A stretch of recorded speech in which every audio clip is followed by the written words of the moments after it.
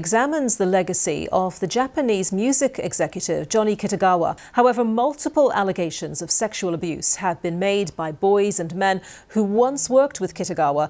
영국의 BBC가 최근에 한 다큐멘터리를 방영했습니다. 이번 다큐멘터리는 지난 2019년 7월에 사망한 자니스의 설립자 자니 기타가와의 문제를 다뤘는데요. BBC는 전 자니스 출신인 4명의 증언을 바탕으로 자니 기타가와의 성희롱 문제를 폭로하고 있습니다. 이들은 소위 합숙소라고 불린 자니 기타가와의 자택에서 일어난 일을 생생하게 증언하고 있는데 이 내용이 놀라울 따름입니다. 사실 이 사건은 아주 새로운 사건도 아닙니다.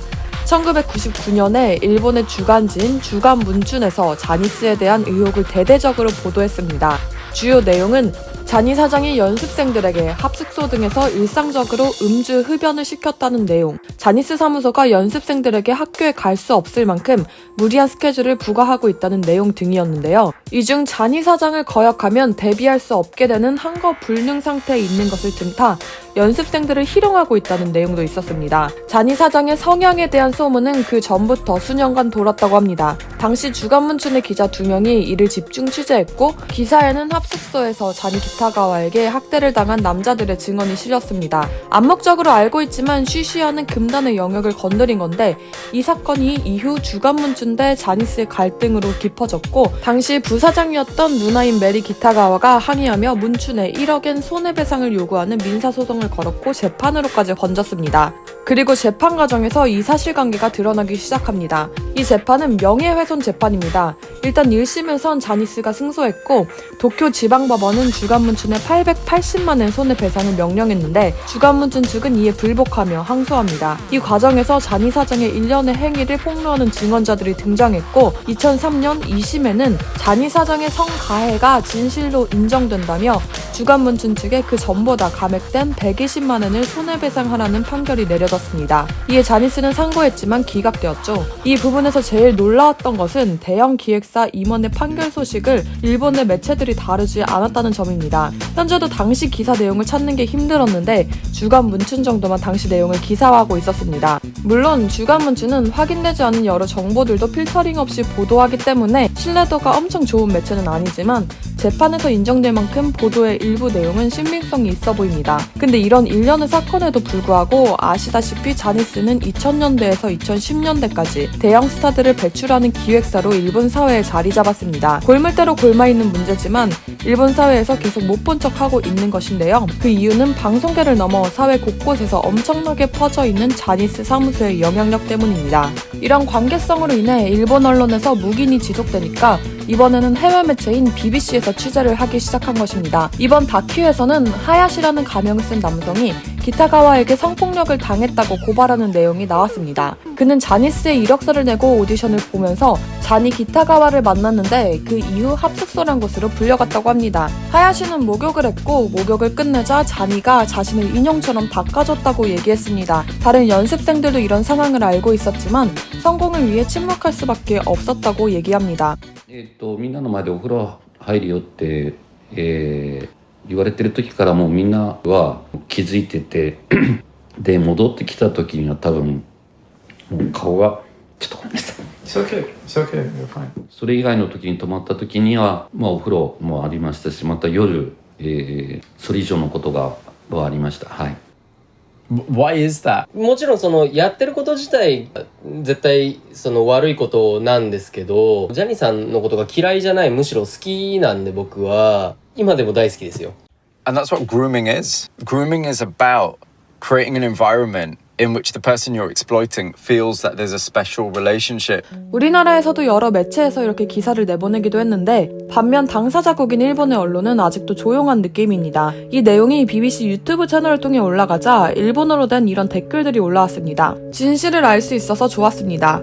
싫은 일은 싫다고 말할 수 있는 일본 사회가 되었으면 좋겠네요. 스폰서로부터 돈을 받지 않은 NHK가 이 일을 전혀 다루지 않는 것에 분노를 느낀다. 수신료를 강제해두면서 자신들에게 형편이 나쁜 정보는 내보내지 않는다는 것은 용서가 안 된다. 이 댓글의 의견들처럼 싫은 일은 싫다고 말할 수 있는 사회가 되면 좋겠는데 왜 입 밖으로 꺼내는 것을 무서워하는 것일까요? 이번 다큐를 만든 BBC 스태프가 주간 문춘의 기자와의 인터뷰에서 왜 일본 언론은 문제를 거론하지 않냐고 하자 이에 문춘 기자는 과거 업계 내에서는 호응이 있었지만 실제로 뒤따라 보도하는 주요 매체는 전무했고 TV나 스포츠지는 자니스를 적으로 돌리고 싶지 않다며 광고 등의 관계로 인해서 NG입니다 라고 했다고 합니다. BBC는 그럼 왜 피해자들은 공개적으로 고발하지 않았냐라고 물어보자 문춘은 일본에서는 성가해를 당한 시점에서 피해자가 세간의 차별을 받게 되기 때문입니다 라고 대답합니다. 사실 이 다큐멘터리가 나오기 전에 전 자니스 소속이라는 마에다 코키란 남자가 해외 미디어의 인터뷰에서 자니 기타가와에 대한 성희롱을 언급한 적이 있습니다. 마에다는 자니스의 그룹 세븐맨 사무라이의 멤버로도 활동했는데 2018년에 탈퇴한 이력을 가지고 있습니다. 인터뷰 중 자니가 아이돌에 대해 학대를 하는 것을 보거나 들은 적이 있나? 란 질문에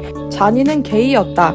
그리고 그와 성적인 관계를 바라는 이들도 있었습니다. 왜냐면 데뷔를 결정하는 것이 자니 기타가와였으니까요 라고 대답했죠. 그렇다면 왜 현역 자니스의 일원들은 이 일에 대해서 쉬쉬하고 있는 것일까요? 심플하게 그 이유는 이 회사가 가족 경영으로 운영되고 있기 때문이라고 보입니다. 자니 기타가와 외에 그의 누나인 메리가 경영을 했었고 현재는 메리의 딸인 줄리가 이 회사를 이끌고 있습니다. 즉 사장 일가에 엄청나게 의존적으로 내부 분위기가 형성되어 있기 때문에 자니 사장은 그야말로 자니스 자체였고 그를 부정한다는 것은 자니스 사무소와 등을 져야 한다는 것과 동일했던 것입니다. 자니스는 연습생을 뽑기 위해 오디션을 치르는데 이 합격이라는 기준도 굉장히 애매해서 결국 합격을 위해서는 최종적으로 자니 기타가와의 마음에 들어야 한다는 것이 중론이라고 합니다. 스마프의 나카이 마사히로, 아라시의 마츠모토주는 사진이 첨부된 서류로만 뽑혔고 심지어 아라시의 니노미야 카즈나리는 이력서를 보내고 몇 년 후 갑자기 연락이 와서 합격했다고 합니다. 카툰의 전 멤버인 아카니 시즈는 오디션 탈락 후 이름표를 반납하다가 우연히 그를 본 자니 기타가와가 그 자리에서 합격시키면서 연예계에 발을 들였습니다. 자니스의 역사는 일본 아이돌 역사와 맞물린다고 해도 어색하지 않을 정도로 오래되었습니다. 이 회사는 1962년에 세워졌습니다. 그리고 일본 버블 시절과 방송 붐에 맞물려 일본 최대의 연예 기획사로 자리 잡았죠. 1981년에 결성된 소년대는 당시 일본은 물론이고 동아시아 전역에 영향을 끼친 아이돌 그룹으로 한국의 소방차가 소년대를 모방해 탄생하기도 했습니다. 이후 80년대 슈퍼 아이돌인 히카루 겐지는 롤러스케이트를 활용한 다채로운 안무로 시대를 휩쓸었고 이후 등장한 스마프는 예능과 연기 활동에 주력하며 친근한 이미지를 내세우며 국민 아이돌 그룹으로 불리며 큰 인기를 얻게 됐습니다. 그리고 뒤따라서 아라시, 카툰, 헤세이 점프 등 일본의 국민 아이돌을 배출하며 자니스는 거대해졌습니다. 자니스가 한참 잘 나갔던 2010년대에 방송계의 영향력은 어마어마했는데요. 2015년엔 스마프, 토키오, V6, 킹키키즈, 아라시, 뉴스, 칸자니, 헤세이 점프 등 12개의 그룹이 레귤러 TV 프로그램을 가지고 있었습니다. 우스갯소리로 자니스가 일주일간 방송을 보이콧하면 일본 방송은 패닉 상태에 이를 것이다란 말이 있을 정도였죠. 이 논란에 대해 60년 역사의 자니스의 입장은 어떨까요? BBC는 여러 차례 자니스의 취재 요청을 한 결과 어렵게 현 대표인 줄리 사장의 답변을 받을 수 있었다고 합니다. 그리고 그 내용은 working to establish highly transparent organizational structures, adapting to the times in compliance with laws, regulations, and strengthened governance with impartial experts. 근본적인 질문에 대한 언급이 1도 없이 앞으로 전문가를 두어 투명한 회사가 될 거라고 하는데 오히려 이렇게 질문을 회피하는 모습에서 문제 인식의 수준을 엿볼 수 있습니다. 아무튼 이 다큐가 방영된 이후 일본 국민들이, 아니 정확히는 일본 언론이 어떻게 반응할지가 의문입니다. 세간에선 일본 언론들이 향후에도 못 본 척할 가능성이 높지 않을까라고 합니다. BBC는 취재를 위해 일본의 경찰, 언론 방송국에 연락했지만 모두 취재를 거부당했다면서 자니 기타가와는 죽어서도 보호받고 있다는 코멘트를 남겼습니다. 이런 일련의 상황 속에서 가장 처참한 것은 피해자가 아닐까 합니다.